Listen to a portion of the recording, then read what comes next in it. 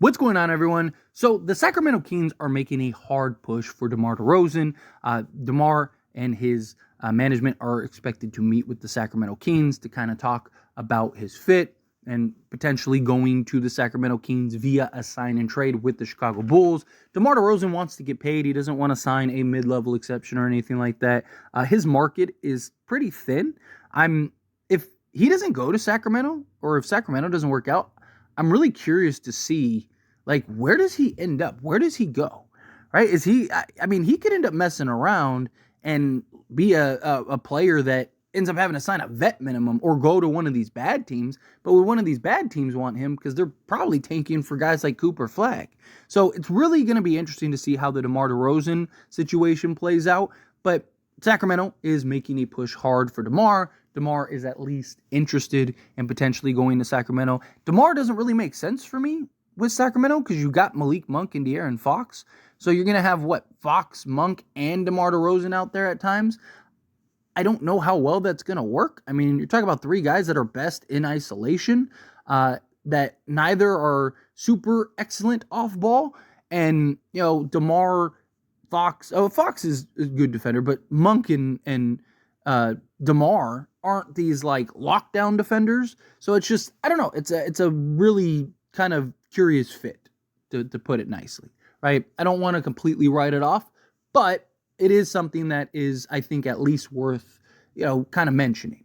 But the Chicago Bulls do not want to take on salary. They do not want to sign and trade DeMar DeRozan and bring back a bunch of, players, and now they're stuck with all these guys, or they have to waive guys, or they have to go through just the process of just the headache, right? They want a clean, hey, we'll help you get some extra money. It looks good for them, shows them to other stars, hey, we'll take care of you, right? We're an organization that takes care of you, right? And so DeMar gets his bag, Chicago looks good, everybody wins. But with that, you got to find a third team. And the San Antonio Spurs appear to be that third team. Now, this is interesting because San Antonio has been linked to DeMar DeRozan. Now, DeMar DeRozan played for San Antonio a few years back, and him and Greg Popovich have an excellent relationship. The Spurs, they went and got Chris Paul, which I think is the best decision that they could have made. But when the news dropped that they were linked to DeMar DeRozan, it was kind of DeMar, Chris Paul, maybe they go trade for Lauri Markkanen. Maybe they're trying to make a little bit of a push here. Maybe they're trying to make some noise this season.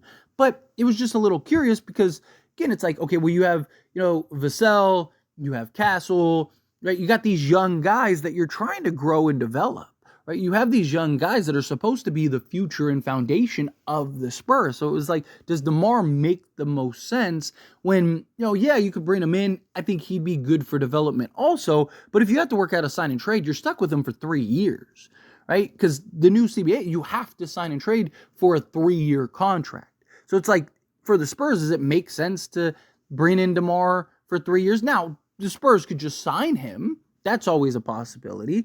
But, what is his contract like? What is he willing to do, right? In the Lauri Markkanen trade, you're going to have to give him a new contract. So it's does that kind of make you now an apron team, right? It's just, there's a lot of questions that go into, if you bring in DeMar, it's this doesn't make the most sense. But as a third team, that makes a ton of sense because San Antonio would essentially get free assets. They're not a team, even if they went and got Lauri Markkanen, are not a team that's winning a championship this year. Or at least people would be shocked. I think even diehard Spurs fans would admit that would be a bit surprising. Yes, you got Chris Paul, Lauri Markkanen, and Vassell and Castle along with Victor, but still, it's just you look at some of the teams in the West, unless Victor becomes this just clear-cut best player in the league, which you never know. I mean, he was very impressive last year.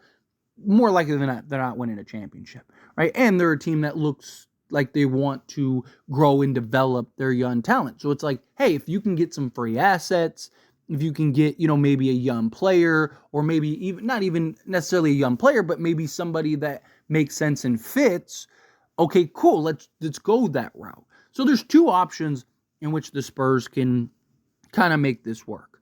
First option is they get assets in which they could use to go and add to a trade, right? Lauri Markkanen, for example. The Spurs are interested and have thrown their name in the hat and seem to be a team that's really pushing. The Warriors are the team that's submitted the offer and are really pushing extra hard for Markkanen. But the Spurs have interest. Spurs have been heavily linked to Markkanen.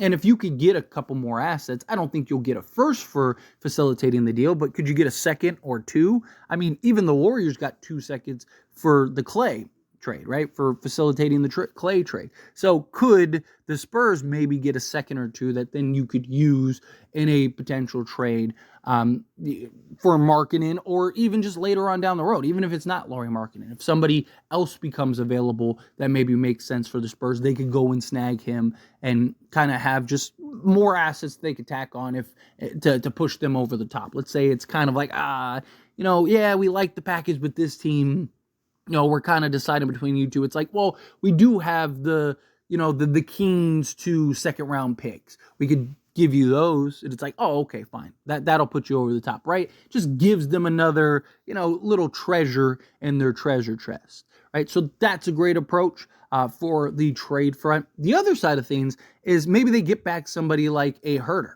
right? The Sacramento Kings they'd have to include salary if they want to pull this off. And, they want to ship out, or at least they've looked to ship out Kevin Huerter. I don't hate the idea of the Spurs bringing in a guy like Huerter. He's still very young. He's 25 years old.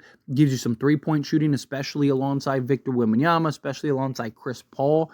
Kind of have that outlet guy that come off the bench and could just, knock it down, right? This is a guy that could be, kind of the Spurs Steve Kerr, right? Like, but just a knockdown three-point shooter doesn't hurt that you'd essentially get for free. You essentially get him for just doing good work. And I think, adding a guy like Kevin Huerter, he is a piece that could be a actual rotation piece now, but also a rotation piece for the future. Like I mentioned, he's 25 years old, and also his contract. Right, because that's the big thing. It's like, okay, well, what's his contract? Well, he's making $16 million this year, and then he's making $17 million next year.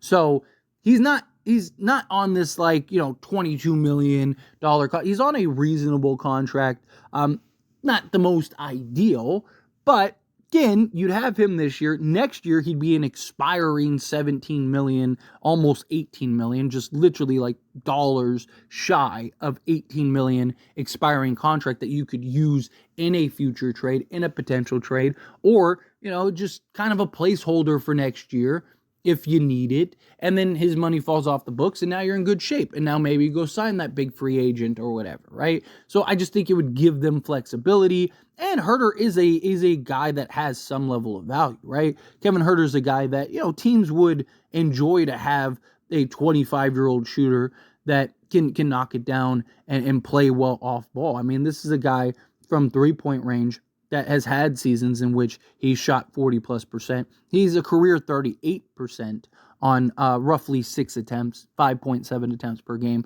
So, you got a guy that can knock it down in volume at an efficient clip, that can play off the bench, play 15 to 20 minutes, give you, 10 points, give you a couple rebounds and assists. And, it just could be a quality rotation piece that you're essentially getting for free and gives you, like I said, that flexibility. So I think that they would be in good shape. You got to look like, Spurs with Chris Paul are more likely than not going to be a bottom 2 team, right? I mean, just the Chris Paul effect. I did a video earlier today diving into the Chris Paul effect on the Spurs, and you look at just the increase in win percentage. Spurs are probably going to be competing for bare minimum a play-in team. Will they actually make the play-in? Who knows? Because the West, again, is incredibly stacked, but I wouldn't rule it out. I wouldn't even be shocked if they end up making the playoffs. So they're a team that's, basically not tanking for the bottom, right? Because if they were, they'd kind of just run it back, be bad another year. Whatever games you win with Victor, you win with Victor. But adding Chris Paul, it's more about getting the guys you have now to really grow and develop in a proper direction. And then So if you can add a piece that can kind of help and maybe win you a couple games in your pursuit to even just get into the play-in or something, I think that's very valuable. For Chicago, they get to, again, look good, help DeMar DeRozan. Maybe they get a second or something back in return, so that way, they feel like they got something. And then DeMar DeRozan, he gets to go to a team in Sacramento. Sacramento gets their guy and get an upgrade. And then also, there'll probably be other pieces involved, but you look at a guy like Kevin Huerter, I think he makes some sense. It's kind of a win-win for everybody, right? And that's what you want to see in these 3-team deals, right? Like that everybody involved kind of gets a win. Again, curious about the Kings fit for DeMar, but nonetheless, if it happens, I think it's great for all parties. But anyway, as always, this is a discussion. Pass a question on you. Let me know your thoughts and opinions down in the comments below. What do you think? How do you feel? What are your thoughts? Do you like this trade for the Spurs?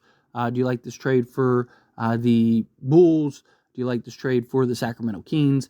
How do you feel? Whatever your thoughts are, I'd love to hear it. So let me know down in the comments below. That being said, if you haven't liked this video, hit that like button. Helps me a lot. So you enjoy these types of videos, and I truly appreciate it. Not subscribe to the channel, hit that subscribe button. Turn on the bell notifications. Appreciate y'all. See you in the next one. Thank you.